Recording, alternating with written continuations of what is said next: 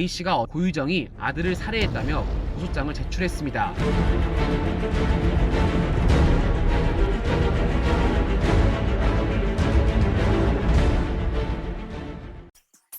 현장에 나왔던 분이 이건 제가 작성한 게 아니잖아요. 출동 대원이 작성한 거고 이미 경찰에서는 소방 쪽에 모든 확인을 하고 언론에 내보냈을 거 아닙니까? 근데 저는 실패를 했어요. 한 게 이렇게 기록이 있는데 경찰에서는 지금도 거짓말을 하고 있고요. 6살 애기 같은 경우에는 CPR 자체를 성인하고 하는 방법 자체가 달라요. 성인은 두 손으로 하지만 애기는 한 손으로 합니다. 그리고 했을 때 이미 아이가 시간이 뜨고 사망된 걸 알지만 그 와중에까지 늑골을 부러뜨릴 정도로 세게 할 수 있는 압박이 몇이나 되겠어요. 그래서 그 부분도 경찰이 거짓말이고요. 하나 더 보여드릴게요. 이게 사건 현장의 그 침대입니다. 피자국 보이시죠? 이게 소량입니까? 3월 2일날 이게 출동했던 분들이 사진을 증거로 남긴 건데 이거를 보고도 소량이라고 발표한 경찰의 기준은 뭘까요? 지금 이 각혈한 피가 양이 어느 정도 추정? 지금 보시다시피 애기 얼굴 크기만큼이잖아요. 이거를 뭐 밀리리터로 밀리리터는 제가 알 수가 없죠. 왜냐하면 이미 흡수가 된 상태였으니까. 그리고 어느 정도 했냐면 지금 이게 흡수가 돼가지고 매트릭스에도 저 혈흔이 남아있어요. 지금도요. 근데 그거를 지금 소량의 혈흔 때문에 뭐 타살점을 찾을 수 없다 그러는데 이 자체가 소량이 아니잖아요. 그리고 가장 중요한 건 2차 검검 소견에는 1차 때랑 다른 말이 하나 있어요. 압착의 가능성이란 말을 좀 들었습니다. 그러니까 정확한 건 타살한 적은 없으나 압착의 가능성은 있다. 그랬으면 정말로 그거를 상당 경찰서 분들이 그걸 보고 나서 신속하게 대처를 했으면 그날 저랑 고유정을 불렀어야죠. 근데 안 불렀잖아요. 그 다음날 고유정은 제대로 내려왔어요.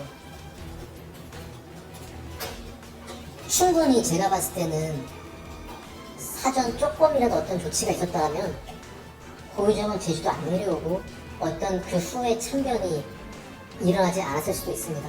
이전에 뭐 범법행위를 한 적이 있냐 아니면 고의로 우리 아기를 뭐 살해했냐 당연히 다시 할 용의도 있지만 변호사랑 상의를 할 거고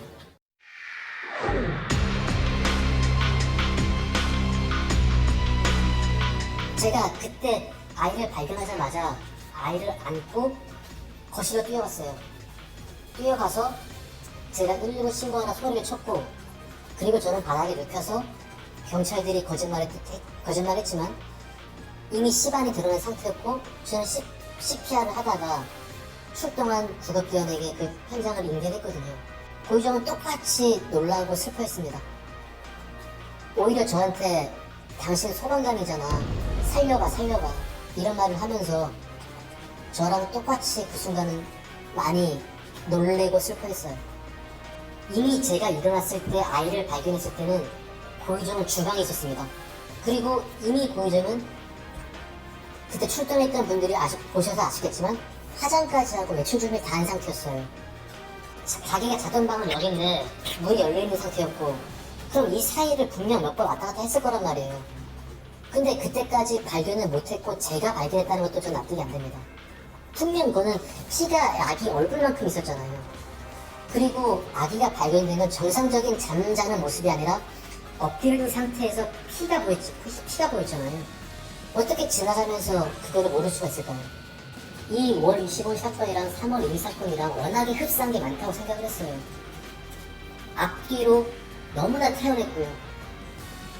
너무나 태어나고 깨끗이 청소를 하고 그리고 너무나 태연하게 그 3월 2일 당일에도 잠을 잘 수 있는 어떤 그런 상황 갑자기 안 오겠다 그러더라고요. 그래서 그때는 그냥 그런가 보다 그랬고 제가 3월 5일날 아침에 이제 봉안당에다가 우리 아기를 안치를 시키잖아요. 예, 오늘 아침에 그때도 안 왔고요. 그리고 제가 다 기억은 안 나지만 어차피 이건 제 변호사가 제출했기 때문에 고발장에 그런 내용들이 적혀 있는데 그런 정황들을 봤을 때 저는 의심을 할 수밖에 없었습니다.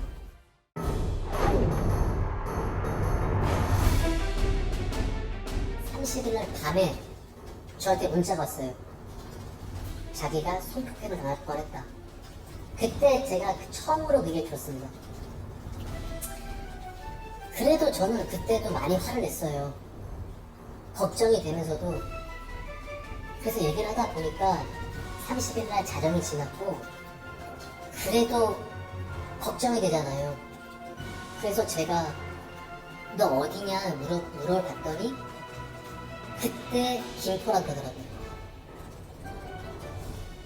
그러면서 계속 문자를 주고받았고 저는 계속 화를 냈어요. 그러면은 25일날 사건이 벌어지면 제가 김포라는 걸 들은 어디 위치를 알고 그런 내용들을 31일 새벽에 대해서야 처음 들은 거잖아요. 그리고 저는 그 과정들을 다 모르고 다 거짓말을 당했단 말이에요. 화도 많이 냈어요. 그 시기에는 제가 연락도 안 되고 밤에 잠을 잘 수가 없었거든요. 오자마자 일단 왔으니까 확인이 됐으니까 저는 아무것도 모르고 바로 잠을 자고 이제 오후 1~2시쯤에 일어나요. 그랬더니 보니까 손에 오른손 지금 군대 감은 손에 꼬맸던 자국들이 있더라고요. 그래서 저는 뭣도 모르고 그때는 제가 너무 화가 난 상태잖아요. 당연히 그 당시에는 전 남편을 미웠겠죠. 그래서 저는 병원부터 갔어요. 데리고 가서 병원에 가서 수doc하고 그리고 밥도 먹이고 그냥 데이트를 했어요. 평범하게 31일 날. 그러면서 얘가 너무 충격을 받았을 거라는 생각에 최대한 좀 마음적으로 안정을 줘야겠다고 해서 데이트하면서 하나씩 물어봤죠. 그래서 그때 펜션에 가게 되고 또 그때 처음 알았어요. 제가 위로를 막 해주면서도 너무 화가 나더라고요. 면접 교섭일은 제가 알기로 아침부터 저녁까지로 알고 있어요. 근데 왜 저한테는 아무런 말도 없이 펜션을 2박을 해가지고 나에게 2박 3일 동안 연락도 안 됐고 이제 31일이 돼서야 와가지고 이런 말을 하냐. 그랬더니 저한테 미안하다 그랬어요. 그때는. 그러면서 화도 냈지만 일단은 성폭행을 당할 수 있다는 그런 말을 들었으니까 일단 그거에 대한 일도 수습은 해야겠고. 근데 6월 1일 날이 돼서 경찰분들이 저를 깨우더라고요. 경찰분들이 자던 저를 깨우면서 고희정 씨를 살인 혐의로 기금 체포한다는 말을 듣고 저는 말 그대로 말은 하늘에 날벼락이 떨어진 것처럼 이 상황이 뭔지도 몰랐고 이해할 수도 없었고 정말 많이 놀랐습니다. 많이 얘기할 기회 자체가 많지는 않았겠지만 하나 확실한 거는 미워했던 건 사실이에요. 미워했던 건 사실이고 제가 좀 설득을 하려고 했던 건 고희정 씨가 그동안 2년 동안 아이를 안 보여줬잖아요. 근데 그거는 고희정 씨의 어떤 독단적인 고집이었잖아요. 근데 제가 항상 말했던 게 그거였어요. 항상 너 뜻대로 할 순 없다. 왜 어른들 싸움에 아기가 피해를 볼 수는 없지 않냐. 그러면서 차라리 둘이 얘기를 잘 해서 어떤 해결 방안을 좀 도출해 봐라. 너 그렇게 하다가는 분명 나중에 부작용이 생길 거다. 그랬는데 끝까지 그거와 마찬가지로 그때도 고집을 그렇게 부린 상태였고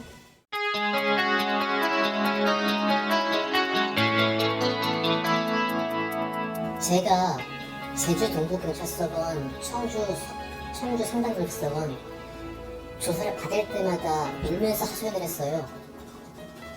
가해자 같은 경우는 가해자 전담 보호팀까지 마련해 주면서 저는 이제는 가족을 다 잃었어요. 우리 아이는 없고 아내는 지금 그런 사람이 돼버렸어요. 그러면 나를 누가 보호해주고 있냐?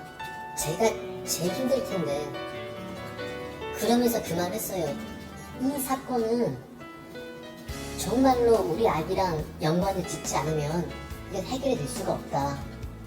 그렇게 말할 때는 제가 아무런 이유 없이 말한 게 아니었을 거예요. 그런 정황들이 있을 거 아니에요. 그래서 지금 이 자리를 빌어 다시 한번 사과를 드리지만 저는 그 오해했던 그런 억할 심정에 전 남편분 동생에게 밤에 전화까지 했습니다. 전화까지 해서 당신네 형이 어딨냐. 그래서 화도 냈어요. 근데 그때까지는 제가 그 사실을 전혀 몰랐던 상황이었고 정말 이 자리를 빌어서 같이 가족을 이룬 어떤 슬픔을 제가 이해하니까 오해했던 거는 꼭 사과를 드리고 싶고요.